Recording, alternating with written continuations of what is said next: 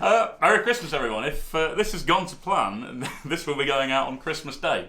So I hope you're all having a fantastic day.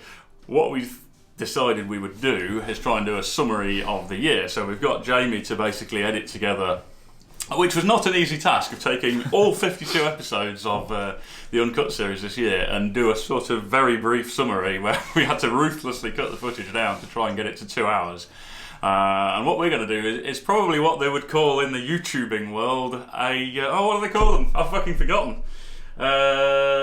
Was it when somebody's watching a video? You can see I'm properly into this. I'm a proper YouTuber. I would say narrate. No, it's like Gogglebox. Reaction video, that's the one. It's like a reaction video. Get us with being YouTubers. So we're on the behind the camera, there's a telly where we're going to watch this sort of cut down version of the year, and we're going to talk about what we've done. It has been an awesome year, I have to say. There's some amazing projects we've been working on. There's some amazing ones in the pipeline. The team is incredible. It goes from strength to strength. We had Mark come back. He used to work for this years ago. I think he left for maybe 3 years, moved to France, but has moved back. So he started back with us this year.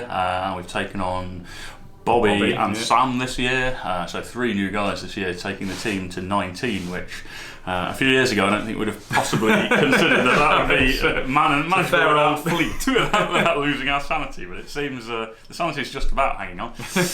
So, without further ado, Jamie, roll the video and let's talk about what we've done this year. So, Churchill, now that actually arrived almost exactly a year ago. Rather unbelievably, if people are wondering about what goes into these things, Stu has been working on this full time for a year, just on metalwork, and we're still not at the end of the metalwork on it. Yeah.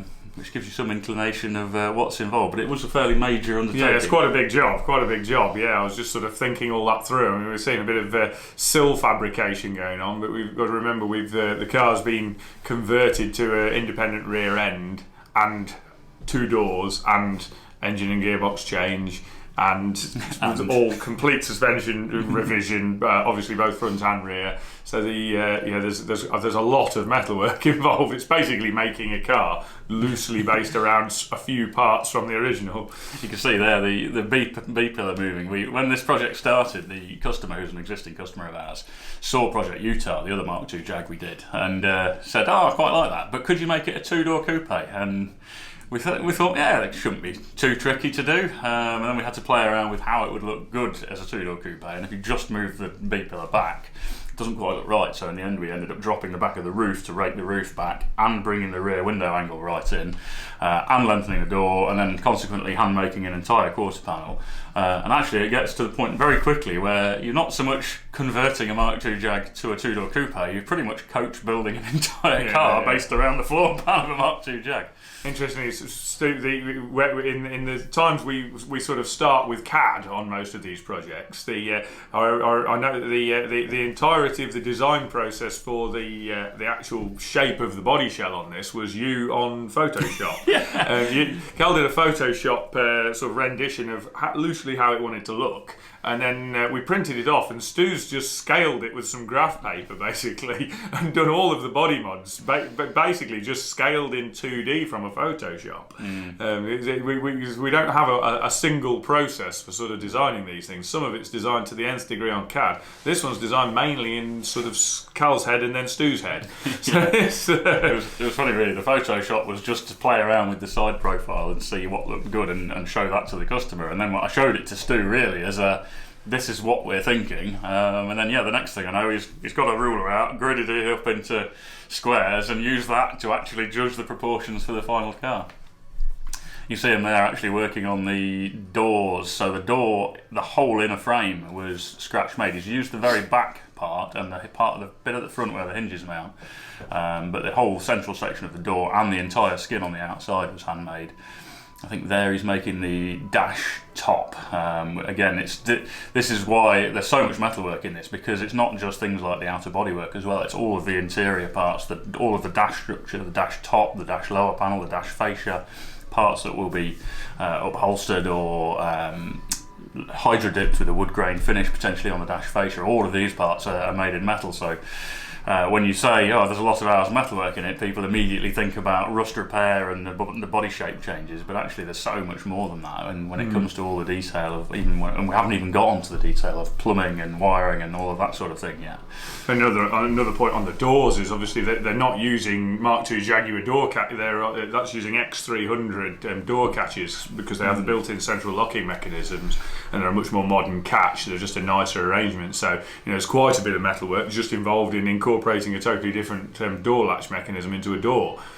And here Stu's just rebuilding the C-pillars. There was a lot more structure put into the bottom of those to tie them into the revised wheel arches. So there was quite a lot of hidden work going on in there. We were asked by somebody a little while back what we'd done to reinforce that area because they were quite weak in that area, and it's all hidden behind final panel work, so you can't see it. But there's a lot more strength been added in quite a few areas on the car. You saw at the beginning the big tubes down the sills, which again add a lot more sort of beam stiffness to the car because again they were a very weak shell originally. So we've tried to add strength where we possibly can. A bit of spot welding going on the doors again. There was a lot of fabrication work in the doors, as you'd expect on any car. In the sort of car design, in car manufacturers' car design world, there's a lot of resource put into closures on the cars, just because that's quite a highly engineered part of the car, and there's quite a lot of work involved in getting them to work reliably and have the sort of function and nice sort of firm feel that you need a door to have. So there's quite a lot of work involved. You see him just clinching the skin round on the doors there, but before that you saw him priming the inside, so bits like that. It's quite handy when you get a car apart to this level, which is what we generally tend to do. You can get a protective primer into all the areas which you don't have line of sight to later, so you can't get sprayed paint to them. And in cars of this era, there just wasn't paint in those areas. They didn't have a magical process. A lot of the shells weren't dipped even at this era of time. So you tended to find anything with paint on was only the things that had line of sight originally, which is why the cars of this era tended to rust so badly, because there were a lot of areas that didn't have paint on. And we were looking at the front end of it the other day because he's been working on the grille surround recently, and I was amazed actually looking back at the structure of a Mark II again, refreshing my memory at how horrible the crevices there are around that front grille area where two parts come to almost a triangular mate up, leaving a tiny little crack where you can't get any paint in. It's not surprising a lot of them rusted out. I mean, actually this car was remarkably good. I think, is that still working on the rear section of the roof? Rear of the roof, yeah. That was quite a challenging piece because there were parts of the inner structure of the roof we didn't want to change there. The inner frame we didn't want to alter because that was correct to the glass. So some of the work that was done there was quite difficult to finish, to metal finish. So you can see an area there that's been metal finished where the roof line was joined further forward. Now that was possible to panel beat and metal finish, but there were some sections that were hollow that were done where we had to just MIG those, and that was sort of a MIG and hope job, which Stu's done a really good job of. It's actually come out really well. But yeah, that was because of dropping the roof, we had to change the profile of the rear section and alter the length to get everything to mate up. But that's all come up quite well. It's all the shapes flowed really well. I had to split the roof at the front as well to enable that to all articulate backwards. So yeah, it's all come together quite well. Stu's just knocking up the blanks for the original side marker light sections in the wings, because we've removed those. I look to the front of the car because they look a little bit. It's just a bit cluttered looking with some of the original parts there. He's going to be making, I don't know if we'll see this or not, but that whole lower section, in fact that's what he's about to start now. So, and it was similar on Utah. The whole front section is redesigned to essentially look right without a bumper there, and kind of just continue that flowing curve of the front of the car around. You can see he's made a little sort of curved flange there to get the profile of the wing. But the body shape changes at the front are all about just smoothing it out and getting a slightly more aerodynamic looking shape, getting rid of the bumpers. The one difference, or the major difference at the front compared to Project Utah, is that this one's going to have some air intake vents, as well as on Utah where the front spotlights were, they became air intakes and we lost the spotlights. This one's going to keep the spotlights, but then we're going to have some separate air intakes as well, which will just break up that area sort of outboard of the spotlights a little bit more. And Stu's just knocking up there. We were having a bit of a conflab, and then he's knocking up the jig for the rear subframe. Basically, we mounted a early S-Type rear subframe onto the Select bench. and then got that laser aligned everything, which is difficult in a Mark II because the car's so sort of all over the place to start with. There's no accuracy to start with, so it's quite difficult to pick what you're going to call straight. But we basically pick the front axle line, align the rear axle to the front axle line, then offset that to the right position to give us the correct wheelbase and get the wheel centre lines right on the back, then welded everything in place on the jig so that the subframe can't move, and then he's built the chassis rails in place to fit to that subframe with it so in a position so it can't move. What I think he's working on there now is more of the external wow factor stuff. So you've got, this is always the interesting combination on the metalwork. You have all of the under the skin stuff, which is technical, very challenging, detailed, and a lot of accuracy needed, but it doesn't have that wow factor that everybody goes, bloody hell, that looks amazing. Whereas when he's working on some of the outer panel work, you've got that sort of instant visual change, which it's one of the reasons we convey so much photographic detail sort of behind the scenes to our customers, is to try and get across the amount of work in the behind the scenes parts, because you just don't appreciate it afterwards. People appreciate that massive shape change on the quarter and the English wheeling work and creating those outer panel works, but there's a huge amount of work and skill into all the behind the scenes stuff. So for instance, this spare wheel well. Yeah.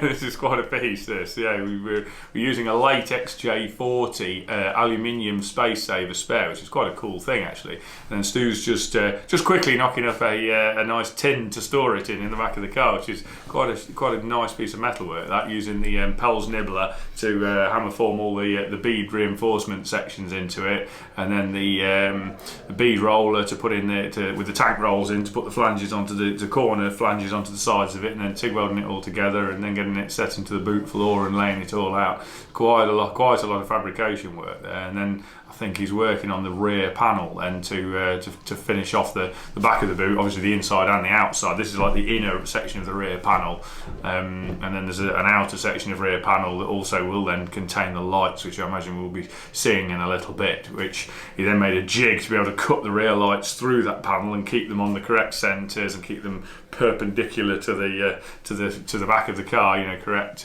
pointing in the correct direction. It's quite a lot of work just doing that bit. So yeah, he's welding up the rear panel and number plate recess and getting all that done without distorting all the wheeling work that was done first, which again is quite challenging because you've got to kind of allow for the fact that all your welds are going to pull, and quite a few of them, if they're in corners, can't be panel beaten. And there's a lot of thinking ahead to do on jobs like that. Guessing there he's just starting to do the changes to the inner arch tubs, because obviously as well as changing the shape of the quarter panels, we've also got to change the shape of the inner arch tub, to meet that, but also to maximise the amount of wheel clearance we've got. There's originally on these they have the arch tub comes down, and then there's a sort of infill spat that on the U-Type that we did, we've completely extended that like a Mark 1 had it fully covering the wheel, but even on the normal Mark 2 there's a piece that covers a lot of the wheel. And one of the things that really, in our opinion, you have to get perfect to make a Mark II look, do it justice, is to get the stance right, and to get the stance with the wheels far enough out and high enough in the arches that it gives it kind of that slightly menacing, aggressive looking stance. You really start to run out of clearance in the area that he's working on there. So extending the inner arch tub so it stays closer to the quarter for higher up was one of the goals we were trying to achieve here. So we can really get it sitting down reasonably low. And actually, the beauty of the IRS is that we can position that rear axle wherever we want in the body to get the ride height that we want, but without upsetting the geometry. So we can basically set the centre line of the axle how it sits well in terms of geometry, and then just put the subframe in the car in the position that we want the ride height. And then the outer panel work being pieced together, there's a lot of welds and a lot of weld planishing and a lot of metal finishing. I mean, there is still some bits to do in terms of the metal finishing, but an awful lot of weld finishing to do on those rear quarters with the various sections all let together, because there's a lot of shape in them. So they need to be made in multiple pieces, even with a good shrinker and a lot of wheeling. You run into the limits of how far you can move metal. I think most of that rear panel work's made from 18 gauge cold rolled steel, and you get to the point where the metal that becomes on those rear corners, it just becomes too thin. So you even with a lot of pre-shrinking on the corners, so you just have to make it up in sections. Also, the panel becomes quite unmanageably big and difficult to work with. So again, it's there's a lot of welding sections together work to do, and then all the planishing work to take out the shrink that all the welds then put in. So there's a lot of hours, an awful lot of very noisy hammering hours going on there to planish all that out. The jigs there you talked about earlier, the jigs to align, you just saw it a second ago, to get the alignment of those rear light tubes sort of square and equidistant on the rear panel. Before that, actually, it was worth mentioning when you saw Stu filing and there was sort of what looked like something black on the quarter panels, that's basically just a black paint that's been put over the quarter panels as a guide coat, similar to how they do in the body shop. So when he's filing, you can see all the high spots are taken off and the low spots stay black. So it's part of the metal finishing process, basically, where we'll start to body file the high spots down and keep working at that, planishing where the spots are too low to stretch the metal and bring it into shape. Something that I have absolutely no experience of at all personally, but Stu seems to be reasonably able at it. It is quite, as with all of these jobs, strangely enough, quite challenging. You can end up in a corner, sort of chasing your tail with it. The hours spent, you can spend half a day sort of planishing a sort of 6-inch square if you're not careful. It is a very, very challenging job. It sometimes goes really well and sometimes goes horrendously badly, and the day's always different at the end to how it is at the beginning on that sort of task. But yeah, there was a little bit there of, he's actually gone back to the quarters there, but there was a little bit of transmission tunnel and dashboard fabrication going on, because as Carl mentioned earlier, the entire sort of inside of the car is refabricated as well to accommodate the transmission and engine, and also the revised heating and ventilation and all of the revised interior parts. So there's an awful lot of interior fabrication done as well. I think, just going back to that last scene, I think I'm right in saying here that because of the difficulty getting to the back of the join between that quarter panel and the original upper part, the decision was made to actually plug weld that, leaving the edge of the seam there, which we're then going to lead load and file out later. But do that as opposed to doing a full continuous weld, because to do a continuous weld and be able to get the distortion out, you need to be able to get to the back with a dolly to planish the weld and stretch the metal back to its original That's exactly size. it. Yeah, there's no access there, and also there's a trim strip that's going along that point, so it was an ideal place to put a weld line that wasn't going to be planished out. That would just be, we could lead that weld line along there, and then the trims will be over it. So it's an ideal point to put the panel joint. I saw a minute ago, I don't know if did you just mention about the engine choice? So it's going with a 4-litre AJ6. We actually went around the houses a bit on the engine choice. So it was originally going to be supercharged. We had a lot of concerns about getting the amount of cooler packs in there that it needed, because with the supercharger it's got a charge cooler in the inlet manifold. You need a radiator to get the heat out of that system, and then along with all the other coolers, the oil cooler for the transmission, potentially an oil cooler for the engine, the air conditioning radiator, the engine coolant radiator, and the supercharger radiator. We were getting concerned about the complexity of the plumbing, and actually, essentially, the car's just got to be a good, torquey, reasonably powerful cruiser. It hasn't got to be an absolute, animal. So after a bit of umming and ahhing around, similar theme to Utah, possibly a Toyota engine, but we wanted a bit more torque than that, a bit more grunt. And with it being auto, it kind of suits a bigger, I wouldn't say lazier. Lazy is sort of what we mean, but it's not necessarily a totally lazy engine. It's just suits more of a wafter. So we wanted something a bit bigger capacity. And actually, going all around the houses, we came back to just using the naturally aspirated AJ16 engine, which is a very good engine. It's essentially a later development of the XK. They went through the AJ6, which was XJ40 era. AJ16 is just a development of that, which was X300 and late XJS era. And by this point, they'd pretty much nailed that engine. It's a bulletproof machine. Yeah, they're so big, they are still quite heavy, despite aluminium block and all aluminium construction. But the internals are so big and over-engineered that they are still quite heavy, because just the crankshaft's enormously heavy. But there aren't many 4 litre or more straight six engines to choose from, and the others that there are out there to choose from are actually heavier than the Jaguar unit, and not Jaguar. So it kind of made sense to go for the Jaguar AJ16. So that's where that plan came from. A couple of things we're looking at here are the upper part of the bulkhead. And this is some of the refabrication relates to the aircon. So we're using a Vintage Air heater aircon unit, which are a decent unit from a performance point of view. They've got all the flappy air direction control between demist, face, feet, really nice feeling potentiometer controls on them. But it's a reasonably sizable unit, and something you notice on old cars versus new, because of the fact that the dash is so less deep on an older car, you end up struggling for space. And often a theme across a lot of our projects is bulkhead and dash fabrication to allow us to get that aircon unit in there, which has gone pretty well on this. I'm really happy with how that fits. A beautiful job of the bulkhead that Stu'd done there. And then a bit earlier it also showed you can see it there, the column, which is X300. Yeah, X300 manual tilt and telescope adjustable X300 column. It's quite a nice engineered, again, typical of Jag of that era, is surprisingly well engineered pieces. That column was just quite a nice, all the machining's nice on it. It's very heavy duty, over engineered and probably over budget, I imagine, but really good for this sort of job. This is continuation of the front panel, isn't it? So this is kind of the sudden transformation. We were talking earlier about the big transformation visual parts. That's exactly what's going on there. Right, moving on. So Mustang. Now, this year's progress on the Mustang was all in the build shop.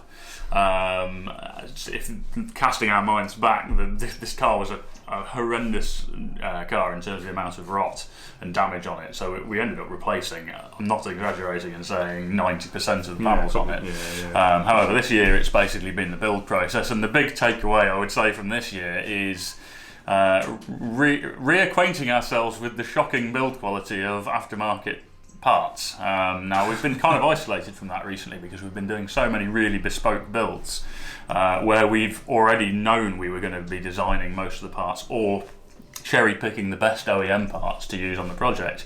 This one came to us, we were just going to do the body shell originally, and then the owner said, actually, can you carry on and do the build? I'll provide you with all the parts.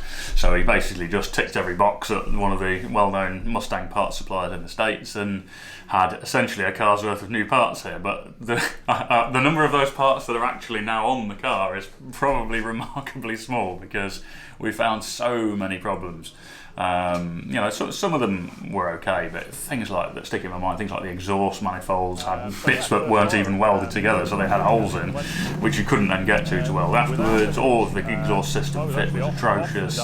Lots of the trim parts. The steering system was one we were working on more recently. That's fresh in my mind because we thought, well, we'll use the same power steering system it originally had, which was evidently from the factory a sort of lash up of a manual steering box system with a ram attached to it, a sort of actuation valve in the drag link, but the amount of play in that valve was just absolutely unacceptable just because it needs to move to actually shuttle the pressure to the ram. It just gave the steering a horrible wondery feel, which maybe when you were cruising along a flat, straight American freeway might have just about been acceptable, but around here you were just constantly correcting it one way and the other. So we've now changed that out for the later Borgeson power steering box, which I haven't even driven it since then, but I'm hoping it certainly seems fundamentally a better design.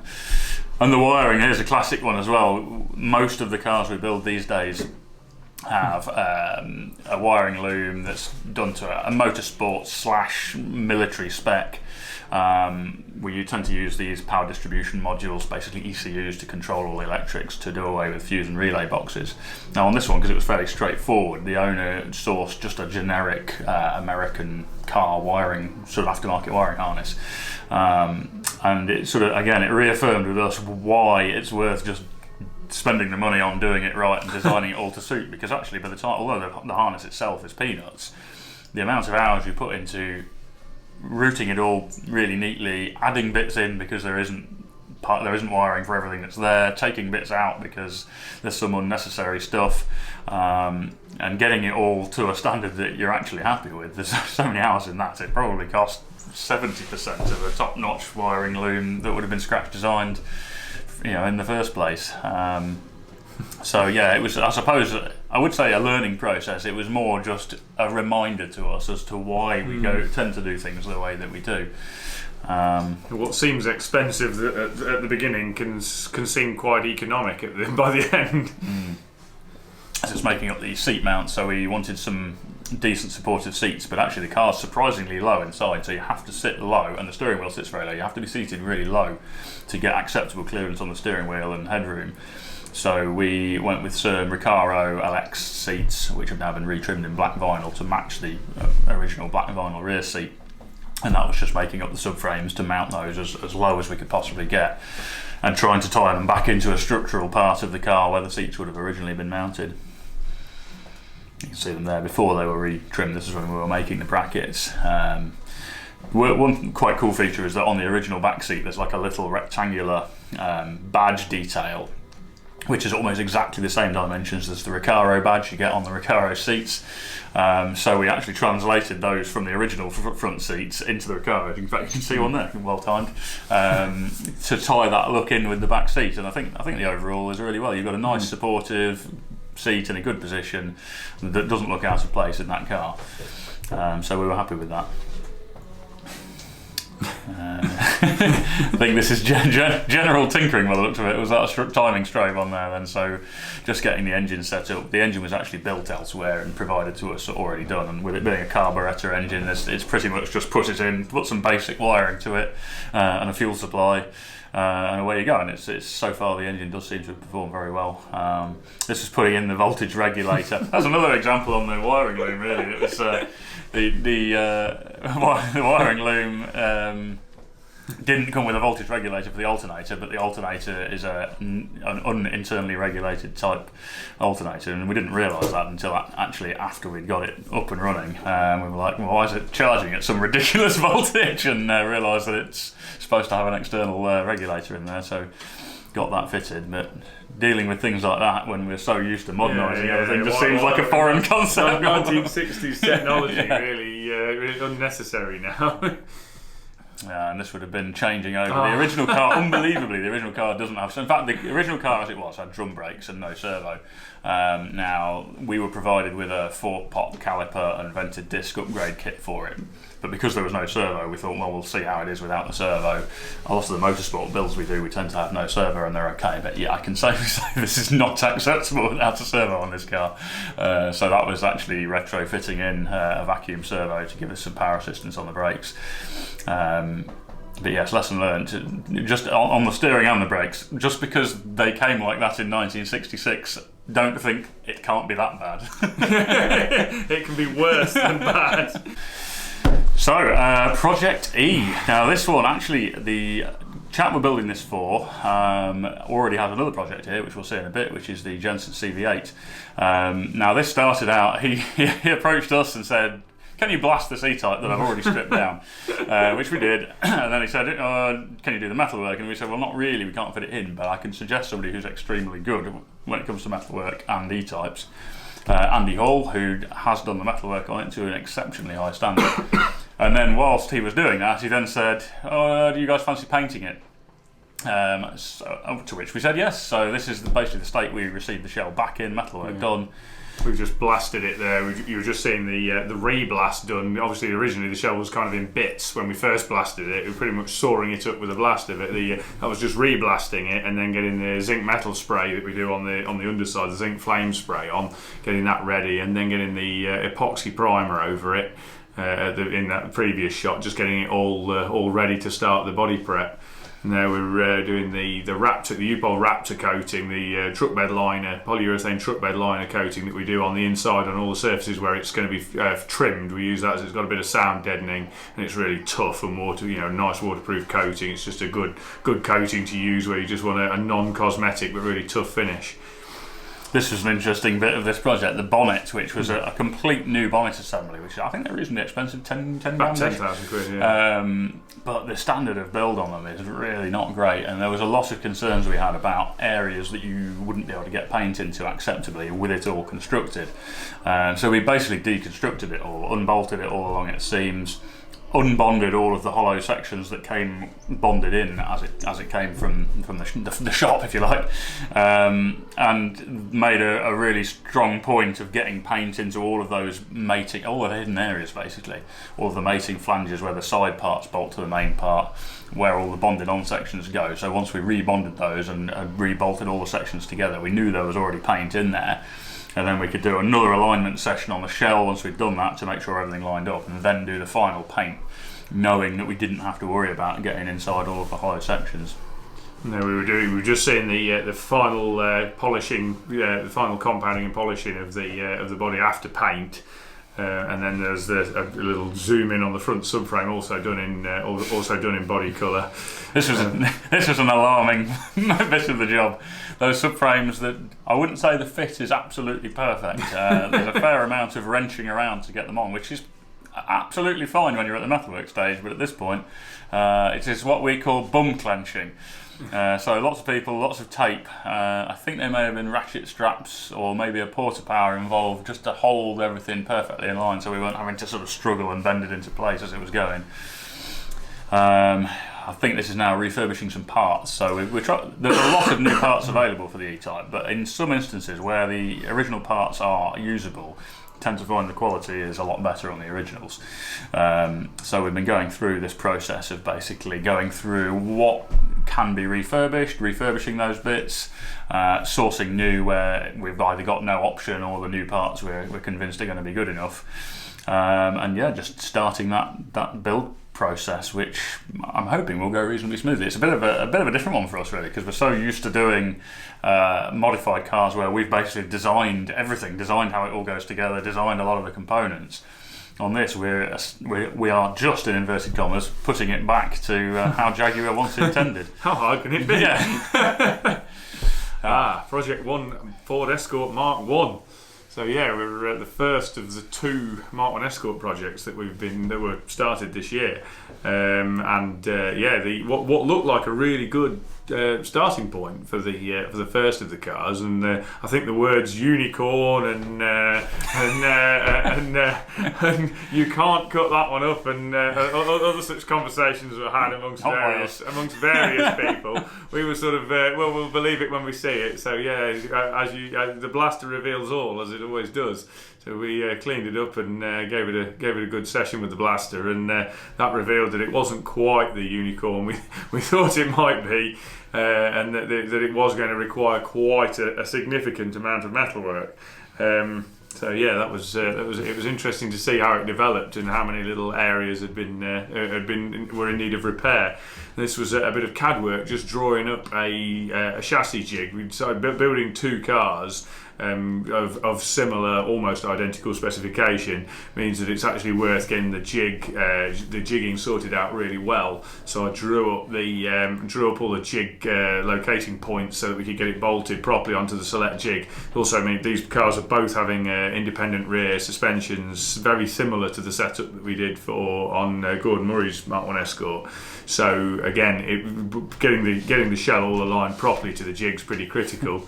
And there we see the big pile of panels. They were from Evans and Sons, from Ian Evans at Evans and Sons Rally Spares. He holds more stock than pretty much anybody else in the UK of Magnum panels. He seems to hold more stock than Magnum themselves hold. Yeah. So he came up with his van and dropped off basically a Mark 1 Escort in flat pack form, as you can see. So yeah, the unicorn needed 1 or 2 bits of panel work. This was knocking up some body side jigs, because we decided to change the complete body sides on this car. The body sides, the replacement ones from Magnum, are in 2 halves, which obviously have to be aligned pretty accurately. So I made some door frame aligning jigs, which basically pick up all around the door frame aperture and also pick up the hinges. So that we could, because we knew we were going to have to remove the A-pillars to replace them wholesale, including the hinges, decided it would be best to make some mounting points so that we could put the hinges back where they came from. complications on this car were that one of them wasn't entirely straight. So there was, so that even planning that thoroughly didn't really pay off too well. As you can see, also clamped in the apertures there, we made some aperture jigs for the front and rear window aperture, so we could clamp them in and make sure all the panels were lined up properly. And then it was the job of just chop it up. And once you're confident that your jigging's right, you kind of have to just commit and hack it. And so yeah, it's pretty simple really. Plasma cutter and just chop all the bits you don't want off. Just make sure you got the jig right to start with, which we're pretty confident we did. So you'll just see a very scarily cut up Escort develop here, because that's really what you've got to do. Just take it all apart and start. And the beginning of this process went extremely quickly. The first sort of couple of weeks were forging ahead, and more or less an Escort kind of grew very, very quickly. It became complicated by a couple of panels that didn't fit very well, which we'll probably come to shortly, I imagine. We had a number of problems with the doors and the scuttle panel and how they fit together. Particularly the doors yielded quite a lot of problems. The hinges were welded on in the wrong places on the doors, so we had to cut the hinges off and weld them back on in new positions. There was quite a lot of messing around which the doors needed. But here you can see we've put a couple of straps on the floor pan to pull the sides in, so we can slide it in from the front without it fouling. There's a bit of not much left now. Quarter panel removal. The quarters were the body sides, as you call them in the sort of car world, were fitted as a one-piece pressing by Ford. It'd be nice if they were one-piece pressing, but I can understand Magnum not doing that because it would be very difficult to ship because it's such a long part. But yeah, originally they were a one-piece pressing, so we removed them as one piece. You can see a few minutes ago I was putting some just roughly brushing some epoxy primer down the inside of the sills, inside of the chassis rails, just to make sure they were all rust protected before the floor got dropped on top of them. This was the knitting together of the two halves of the body side after we'd pre-aligned it all on the jig to make sure that the door apertures were the correct size, A to the jig and B to the actual doors. The complications there being the doors weren't exactly faithful to the original apertures, but yeah, we made it all line up. So yeah, that was a point where there's a lot of scaffolding in the car holding everything together. It looks a little bit like probably as close to a Ford production line at that point as you're likely to get. And then trying to get spot welder access to lots of areas. We actually picked up that spot welder that you can see there this year as well. Was another little upgrade in that we didn't have prior to this year we didn't have a water-cooled spot welder. So with the amount of spot welding we needed to do on these cars, we decided we really were going to need an upgrade, and one came up at the right price at the right time. So we grabbed that. I seem to remember that was a trip for Rich to go and fetch that during the biggest storm for however many years. Yes. Driving a high-sided van back up the motorway, and the point where most of the country got blown away. Fortunately, he made it back. Spot welder just weighing the van down. Yeah. I might just say it's pretty awesome seeing it go through fast forward. One thing I'll point out really is that some people say, why did you replace so much of it when it didn't look that bad? And there's really a good answer to that, in that although there weren't gaping holes everywhere you looked on that car, there were small bits of corrosion that was making. And not only is it quite time consuming to do those small repairs, not that dissimilar to grafting in a whole new panel, you've also got the peace of mind that when you've taken all the panels apart like this, there's nothing lurking in any of the seams, because whenever you leave spot welded seams together, you're kind of taking a gamble that there isn't masses of corrosion hiding inside that seam. So although you can be reasonably sure if it's not starting to get pitted, it's probably not too bad. It's always a bit of a sort of relief, a weight off your shoulders, if you like, if you have taken it all apart to that extent, that you know there's nothing in the seams, and you can be completely in control of the build quality. This was another question actually that was kind of asked a few times, is the MST body shells that you can buy. Why did you not use one of those? And the reason's sort of twofold really. First, there was a massive waiting list. I think it was a year, which wasn't going to really work for us because we don't know we need one until the point we've blasted the shell. And the other thing is the build quality, and I'm not saying that this is not saying the MST build quality is bad by any stretch of the imagination, but it does mean we have total control over it. What we don't want to do is buy a new shell and then find we're not happy with it, and it just eliminates that risk. We may have been entirely happy with them, but it just takes that risk out of the equation. I think we were just seeing in the background there Rich in some very inappropriate shorts, which was brought some great amusement to the workshop for a brief period. I think he tore his jeans and then decided that the best solution was to cut the torn part off, but unfortunately that left him with basically some hot pants. Lovely. That's a bit of a CAD view of the bulk. It's not the entirety of the rear suspension assembly, but the bulk of it. One of the other areas was that the cars are fairly closely based on the Mark 1 Escort that we built for Gordon Murray. It was after seeing Gordon's car very closely that the customer or customers that these two cars are being built for contacted us about building them. And going back to that little view of the rear subframe, when we did Gordon's car, I didn't draw all of that in CAD. I drew some parts of it in CAD, but not all of it, just because it was a one-off car. I wasn't going to be doing another one, so I didn't do all of it in CAD because a lot of it was developed sort of, as engineer as you go.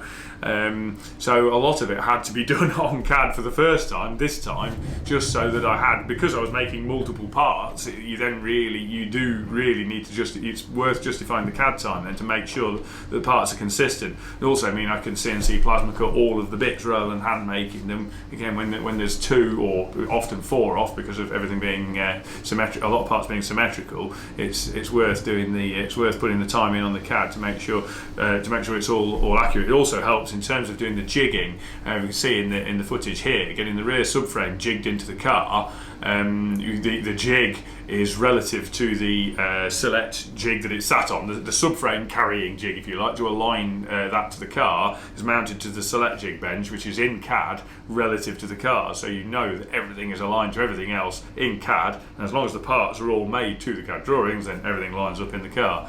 So you see a bit of making the rear suspension turrets there, fabricating those again, everything drawn in CAD, flat patterned in sheet metal. It's Fusion 360, the CAD software we use, Autodesk Fusion 360. All the parts drawn in sheet metal, in the sheet metal function in Fusion, then flat patterned, cut on CNC plasma, and then shaped and formed and welded in, fabricated into the car. And you see all the pickup points for the rear suspension, and then the harness bar tube goes across there and braces those suspension turrets in. And both these cars have got little half cages in the back. You'll probably see being built shortly. Now this was a little hammer form tool because we slightly moved the parcel shelf. And there's a recess in the inner quarter panel that lets the end of the parcel shelf sit in. The trim panel for the parcel shelf sits into it, and that needs modifying because we stretch the parcel shelf position slightly further forward to allow for the harness bar to go where it needs to go on the front of the turrets. And that means moving that swage line in the inner quarter. So that piece you saw there was a heavy bit of steel that I just made up to act as a hammer form to reshape that area of the inner quarter. This is Tom shaping the dash. So this is another area that's actually broadly similar in design to Gordon's. But the sort of fundamental reason, well, there's a few reasons. Instrument-wise, we weren't happy with the RS auxiliary clocks that sit at the side of the main instrument panel. It makes it look kind of offset and awkward. But also we wanted to deepen the dash, because when you get a decent seating position in an Escort, you end up with the column a lot lower down on the dash and it just hangs in free space. And also, going back to what we said previously about heat and aircon, these cars are having a decent heating aircon system going into them. So actually getting that up behind what is a very small dash is difficult. So deepening the size of the dash downwards means we can hide more behind it. So it was kind of a case of trying to come up with a design that covers those technical problems, but also looks attractive as well. This was a big moment for us all, wasn't it? Any person who's built a car will know how exciting it is when you first drop a car onto its wheels. So we're kind of well into what we call the dry build phase now, where we'll actually start to build up the car mechanically. So hence it being off the jig at the first point where it was structurally suitable to do so. And then we're carrying on with some of the metalwork at the back. But alongside that, we'll actually start doing some of the more detailed dry build work, which will come shortly in this video, I imagine, where we start to put in provision for all sorts of things, but wiring and plumbing being one of them. And then this was another big part of this project, is that we're doing custom wide arches on it. So these are not going to be like the standard Escort bubble arches. You probably noticed in that full scan we've done there that the car did have bubble arches on the front, but that was only for reasons of the front wings that integrate the bubble arches being of a slightly better quality and fit around the rear edge, and we knew we weren't using the arches either way, so it didn't really matter what front wing we used. But essentially we did a full scan of the car, modelled the wheel arch shapes in the CAD software, and we were able to then do visual renderings in the CAD to look at ourselves and see if we were happy with it, and then ultimately show to the customer until everyone was happy with how the shape of those arches was going to look. And then from those CAD renderings, because they were actually done from not just a sort of drawing, if you like, it's an actual 3D model in the CAD, we were then able to machine the tooling to hammer form those arches. Now we haven't seen them to date, but actually today I believe, which is the 22nd today, I think the first pair of those rear arches is going to be coming over. But yeah, essentially we machined the tooling, just a solid block of epoxy machined to a male model of that arch shape, and then Andy Hall, who we mentioned previously from the E-Type Project E metalwork, will be literally hammer forming the sheet steel over those tools to create a sheet steel wide arch, which we will graft into the original rear quarter. So very, very excited to see the culmination of all that work. I hope it turns out as good as we think it's going to in our mind, because it's been a lot of work. Probably worth adding as an aside, although linked into what you were just saying as well, I think that wasn't the scanner the first investment of this year. Could have been, yeah. I think the scanner was the big purchase just as we came out of the last Christmas holidays. Actually, just as we broke into New Year, I think that was the big spend at the beginning of this year. Was the basically 10,000 quid spent on it, which is pretty good value. And it's one of those things where I kind of cast my mind back to other things we've done where we go, oh, is it really worth it? I don't know. We'll probably use it a fair bit. There's never any kind of detailed business decision on these things. It's just like, well, it'd be cool to have it in the workshop. I remember years and years ago saying the same about the CNC plasma cutter, and it was the same with the scanner. We're like, well, we'll probably use it a fair bit, and it's literally used all the time because there's so many jobs you don't even think of where you think, actually now, we'll just scan that and just get the shape on the scanner and just draw that part in CAD, even when it couldn't be applied to even relatively simple 2D parts. Just having the shape there in a scan so you can quickly make something fit it, once you're a dab hand with the CAD and the scanner, is actually quicker than doing it, templating it in real life, probably. Good old-fashioned CAD as in cardboard, which we still do when it's applicable. But it's a good contest when Stu's doing his cardboard and George is doing his scanning. It's a race. Yeah.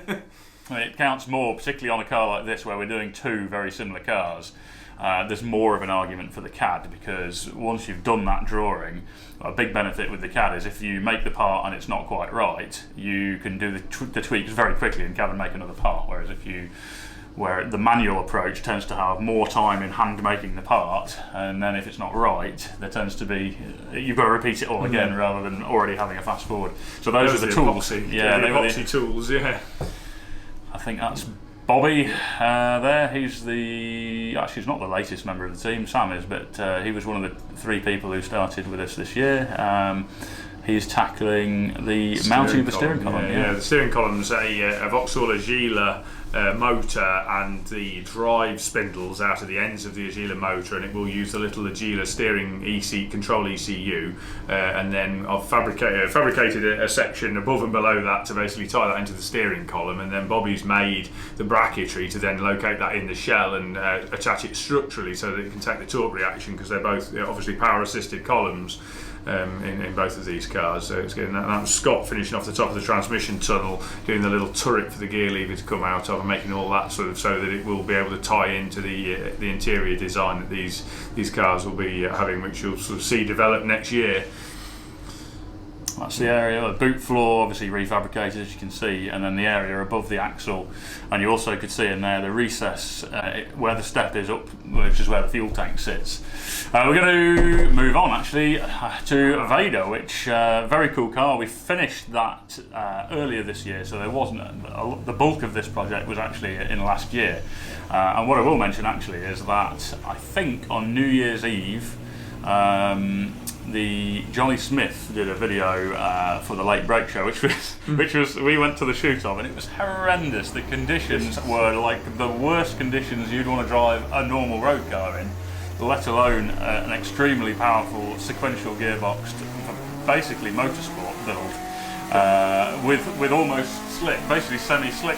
Johnny's cameraman, who was inside the back of my Range Rover doing the tracking shots, looked like a drowned rat, even though he was inside the vehicle.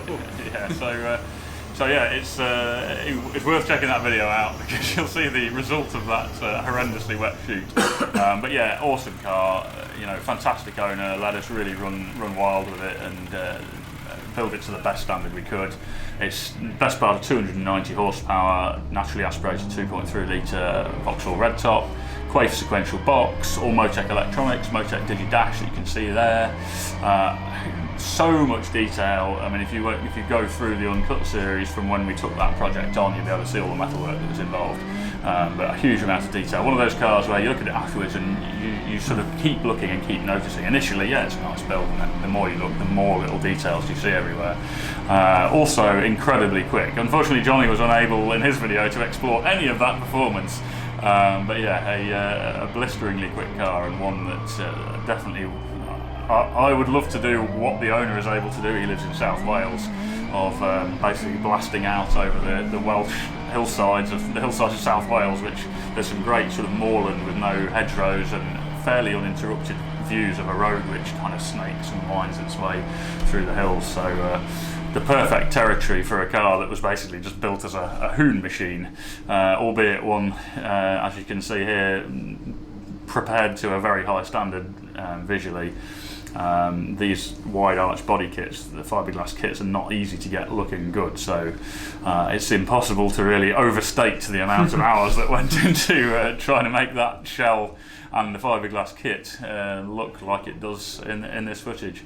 And there's just details everywhere. Like I said, the headlights, for instance, are hella LED units, or there might be xenons actually, and the bezel is a machined aluminium piece that we did a lot of CAD work on until we were happy to get that kind of Mad Max look about it, and 3D printed them, and then eventually when we were happy, did a machined one. The letters on the back panel, because it's called Project Vader, we machined in the same font as the Vauxhall lettering that's normally there, the Vader lettering. So check out Johnny's video on that one anyway. Jensen CV8. So the CV8, we did a lot of metal work and mechanical work last year. So the progress this year has been slightly on the back seat at a couple of points while work outside of our building has been going on. The first part of which was that in the early stages we decided to do a full-size glass roof panel on the car. It originally had a Webasto sunroof, cloth sunroof cut into it, which isn't really going to work with the performance of the car as it is now, but we can fully see why it was done, because they are a little bit claustrophobic inside without any light through the roof, because they're not a very big car inside. So the decision was made to stick with an opening in the roof but fill it with glass.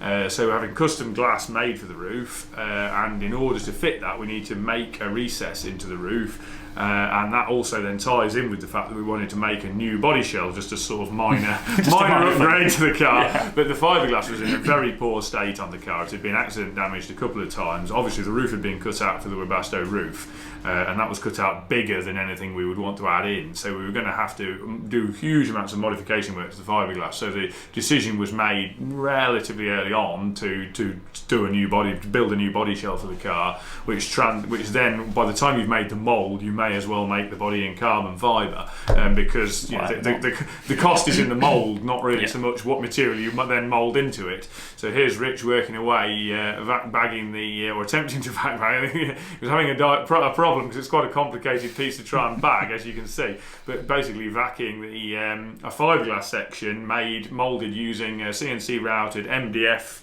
former, which was cut based on CAD data, based on the scan of a roof of a non-sunroofed Jensen CV8. So we scanned that, drew that lot in CAD, then created a tool, moulded the fiberglass, then laminated that fiberglass section into the roof, then rescanned it, as you can see George doing there, getting that back into CAD and checking that it then matched the glass profile in CAD before we pressed the go button on getting the glass manufactured. So the glass has now been manufactured and is now here. and then the book could then go to there's some further work, but then the book could go off to KS Composites to have the actual mould made and the carbon fibre version made.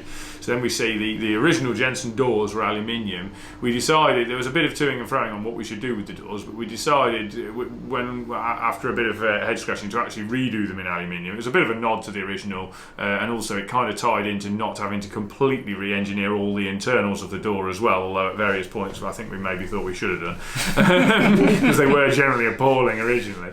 So yeah, here's Tom knocking up some new aluminium door skins. He's made a little former section to do the top parts, and an awful lot of work to try and get the gaps right, because again the door frame doesn't hold the skin particularly well. The edges of the skin actually form the edge of the door aperture almost all the way round.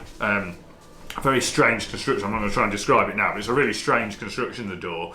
So it relies absolutely entirely on the strength of the skin around the edges to form the fit to the aperture.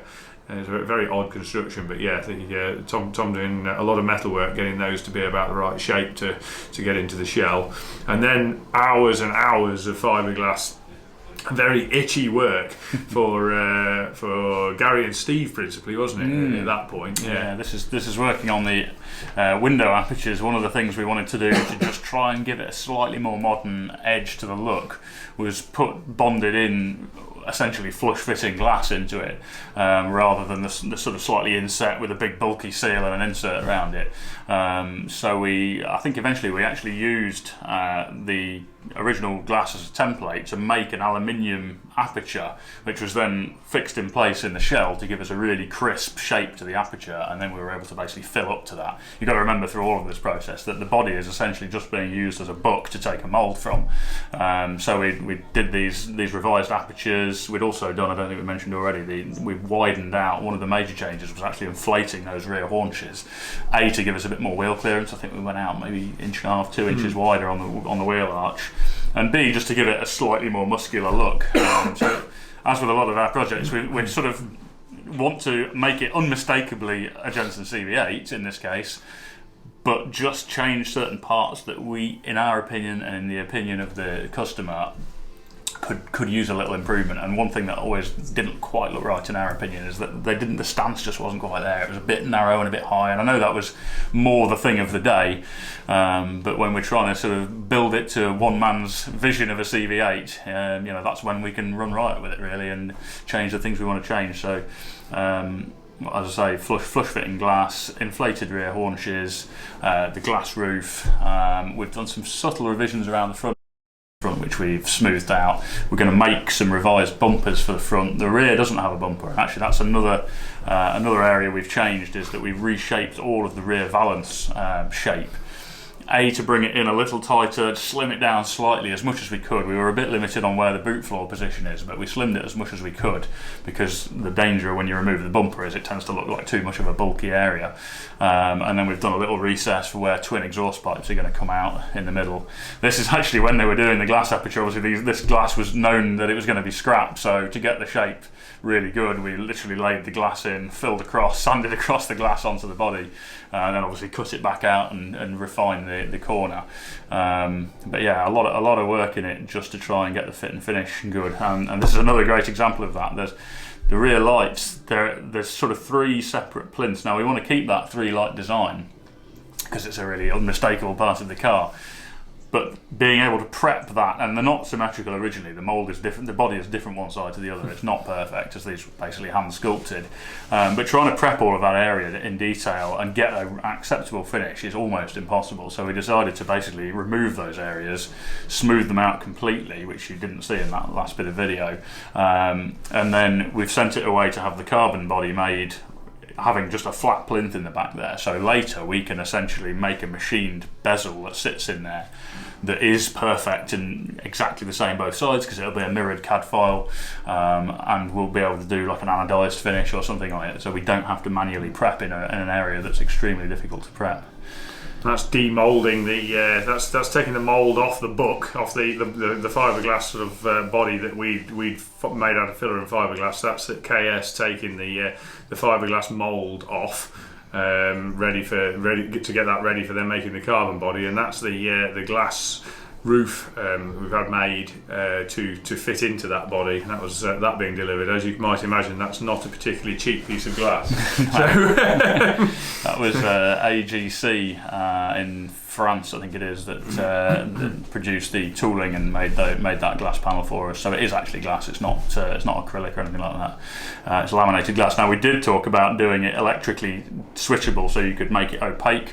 The reason we changed our mind on that is that type of glass, when you turn it off or when you make it opaque, it looks kind of milky on the outside, and we wanted it to look black, so it sort of blended into a dark body colour. And if you have the black tint that's dark enough so you don't see the milkiness, it just gets so dark you can't see it through it at all. So this is the Manta. So this actually started quite some time ago as just a body shell job again. We essentially restored the body shell, did various changes for an axle upgrade at that point as well. So it's got a Volvo axle in it. The car has a Rover V8, which was the customer's specification on the engine, and it's essentially a Manta 400 replica visually on the outside. Now this year, I think all of the work, because I think we'd painted this shell last year, so the work that we've seen on it this year has basically been build work, and we're essentially, I think, going to get this to a sort of drivable rolling shell, but with potentially some of the interior work left to do on it before we hand it over to the customer. So yeah, this year was basically getting the engine up and running. We've done the exhaust system on it, which was part of that. We've gone through all of the plumbing work. Bobby's got all the brakes plumbed. You saw earlier it's got Willwoods on the front, the Volvo axle on the back. And then we were sort of working, at the moment we're working towards the super exciting bit of the wheels going on, because at the moment it's been sat on these, I think they're Weller steels on the back and some horrendous Volvo wheels on the front. And the reason it's been knocking around on those for so long is because it's got some bespoke wheels which are essentially a split rim version of the original Manta 400 style Roundup wheel, but bigger. They're 16 inch, so we can get them over bigger brakes and get the look that the customer wanted. And we've done the centres for those have now been received, machined, we've painted them. We've done a mock-up of the barrels with the centres, all looks great. The customer decided he wanted titanium bolts to hold the split rim components together, which have literally just arrived today actually, so we're in a position to get those sealed and bolted up now and get the tyres on, and it will be a very exciting moment to see it rolling for the first time.